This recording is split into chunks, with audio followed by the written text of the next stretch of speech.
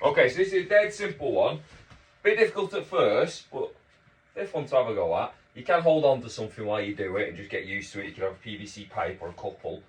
But if you can, you get up onto here, and we start rolling around. Now, it's really good for all that tissue at the bottom of the foot. It's going to give you a good massage, good ironing out, crack all those little joints in the toes a little bit.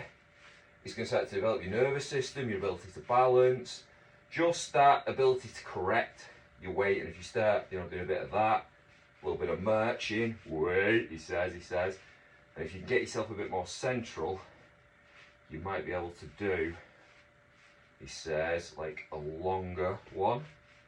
Quite difficult though, quite challenging, especially after you've done a couple of rounds on it.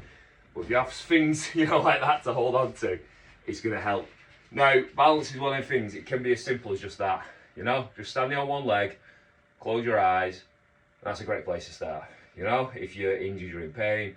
If you're a little bit more advanced though, stuff like that can be quite fun. It's quite a fun way to warm up. It's quite a fun way to just prime this nervous system for activity and develop that ability to, what's the best way to put it? To relax a little bit and to flow a little bit. I always talk about these things, and balance is a really good place to start to develop those basic capacities. And again, start to develop your nervous system's ability to react quickly to changes in your sort of surface and texture. Because remember, we've got all these nerve endings on the feet, and the whole thing is taking information. As I put that foot down, it's going to take in all that information, and based on that information, that decides what the knee does and what the hip does and the upper body, and then that load is distributed evenly across the whole chain. But that often is disrupted in people. That's what we're trying to fix. We're trying to enhance that ability for that to make decisions. Without you like looking where your foot's going. So, if you're one of those people who's not done, any sort of athletic endeavour for a long time, maybe you've not, done any sort of balance training, maybe you're very stiff and rigid. You might go to the gym, but you still might be very stiff and rigid. You might find you go out onto a trail and it really sucks. You're really having to think and watch where you're going rather than being able to adjust.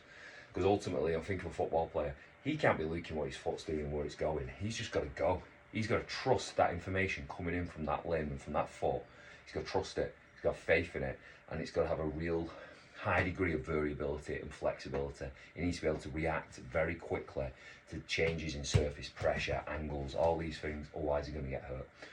Again, a very simple way to start developing it. You can start with PVC pipes. You have PVC pipe in both hands. You can hold onto a wall. I like that massage effect it gives to the plantar fascia as well.